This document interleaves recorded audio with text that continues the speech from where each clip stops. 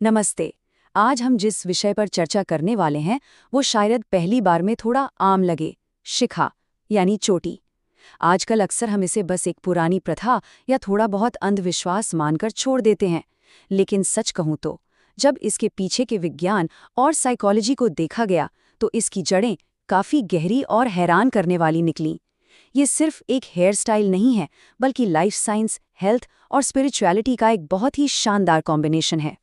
तो सबसे बड़ा सवाल ये उठता है कि क्या शिखा सिर्फ एक धार्मिक पहचान भर है, या फिर क्या ये एक ऐसी प्राचीन साइंस है जिसे आधुनिक विज्ञान के नजरिए से पूरी तरह डिकोड किया जाना अभी बाकी है। इस एक्सप्लेनर में हम शिखा को एक प्राचीन वैज्ञानिक परिकल्पना के रूप में देखेंगे, ताकि ये समझा जा सके कि हमारे पूर्वजों ने इसे इतना महत्व क्यों दिया था। इस विषय की गहराई तक पहुंचने के लिए हम इस पूरी चर्चा को 4 मुख्य हिस्सों में बांटकर समझेंगे। पहला, शरीर रचना और जीव विज्ञान। दूसरा, ऊर्जा और चक्र। तीसरा, मनोविज्ञान और अनुशासन। और चौथा, वैश्विक परंपराएं। चलिए बिना देरी किए पहले हिस्से से शुरू करते हैं, शरीर रचना और जीव विज्ञान, यानी इसका फिजिकल ब्लूप्रिंट। आइए इसके सबसे ठोस और शारीरिक प्रमाणों की जांच करते हैं। हम सब जानते हैं कि दिमाग हमारे पूरे शरीर का कंट्रोल रूम है। अब इसमें एक बहुत ही दिलचस्प पॉइंट है। प्राचीन ग्रंथों के अनुसार शिखा सिर के ठीक उसी स्थान पर रखी जाती है जहां मस्तिष्क की कई बेहद जरूरी नसें आपस में आकर मिलती हैं। आधुनिक शरीर विज्ञान में इस खास जगह को क्राउन एरिया कहा जाता है। प्राचीन ऋषियों का भी यही मानना था कि बालों का ये गुच्छा इस अत्यधिक संवेदनशील और महत्वपूर्ण बायोलॉजिकल जंक्शन की रक्षा के लिए काम करता है। इसको बायोलॉजिकली और भी आसानी से समझने के लिए अगर किसी नवजात शिशु की खोपड़ी को ध्यान से देखा जाए तो सिर का एक हिस्सा काफी मुलायम और संवेदनशील होता है, जिसे पूरी तरह जुड़ने में थोड़ा वक्त लगता है। ये बिल्कुल वही स्पॉट है। शारीरिक दृष्टि से इस हिस्से की रक्षा करना बहुत महत्वपूर्ण होता है, और शिखा ठीक इसी जगह को कवर करने का काम करती है। आयुर्वेद की माने तो बाल सिर्फ हमारी सुंदरता बढ़ाने के लिए नहीं होते। आयुर्वेदिक दृष्टिकोण से बाल हमारे शरीर के तापमान को बैलेंस रखने में एक बड़ा रोल प्ले करते हैं। जब भी मानसिक तनाव बढ़ता है तो शरीर स्वाभाविक रूप से दिमाग को ठंडा रखने की कोशिश करता है। सिर के पीछे शिखा रखने से न सिर्फ उस बेहद संवेदनशील हिस्से की रक्षा होती है, बल्कि ये शरीर की इंटरनल एनर्जी और तापमान को रेगुलेट करने के लिए एक नेचुरल टूल की तरह भी काम करती है।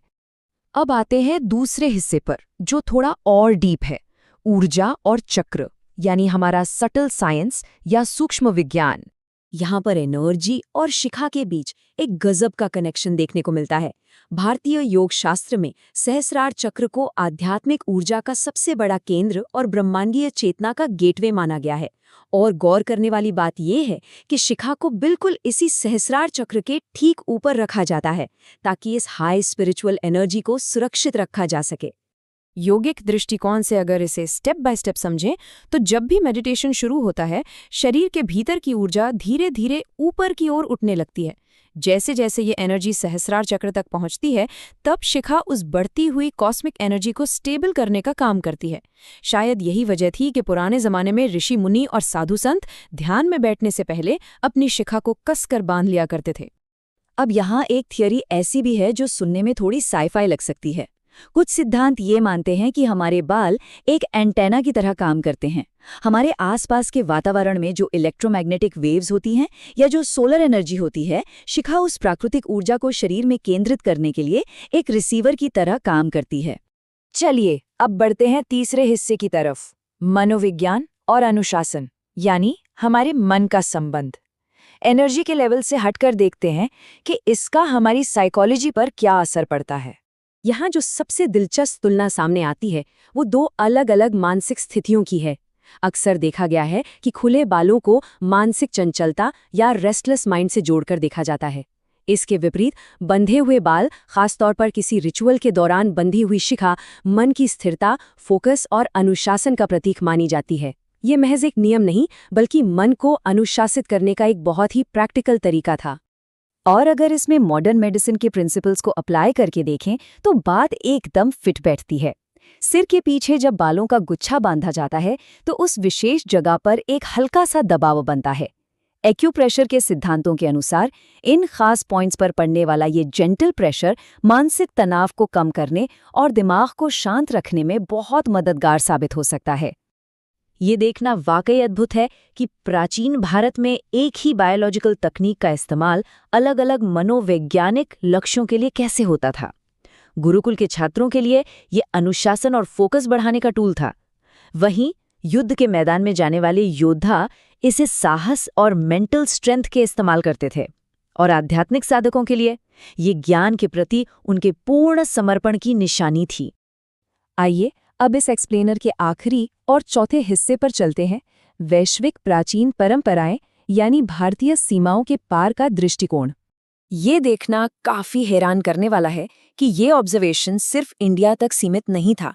दुनिया की कई और महान सभ्यताओं ने भी सिर के एक विशेष हिस्से पर बाल रखने की प्रथा को अपनाया था। चाहे वो जापान के बेहद अनुशासित समुराई योद्धा हों, चीन के प्राचीन समुदाय हों या फिर प्राचीन मिस्र के पुरोहित, इन सभी ने किसी न किसी रूप में इस जगह की अहमियत को समझ लिया था। तो इन सब बातों से एक बहुत ही स्पष्ट पॉइंट निकलकर सामने आता है। अलग अलग सभ्यताओं में एक ही तरह की प्रथा का पाया जाना कोई संयोग नहीं हो सकता। ये इस बात का प्रमाण है कि आधुनिक विज्ञान के आने से हजारों साल पहले ही दुनिया भर में इंसानों ने अपनी ऑब्जर्वेशंस और रिसर्च के आधार पर माइंड और बॉडी के इस गहरे कनेक्शन को समझ लिया था। तो जाते जाते एक बड़ा और सोचने पर मजबूर कर देने वाला सवाल सामने आता है। अगर हमारे पूर्वजों ने हजारों साल पहले ही मन और शरीर के इस जटिल विज्ञान को इतनी गहराई से समझ लिया था, तो ऐसे और कितने तथाकथित अंधविश्वास हैं जो वास्तव में गहरे साइंटिफिक फैक्ट्स हैं और बस आधुनिक विज्ञान द्वारा डिकोड किए जाने का इंतजार कर रहे हैं। एक बार इस बारे में जरूर सोचिएगा। इस एक्सप्लेनर में हमारे साथ जुड़ने के लिए बहुत बहुत धन्यवाद।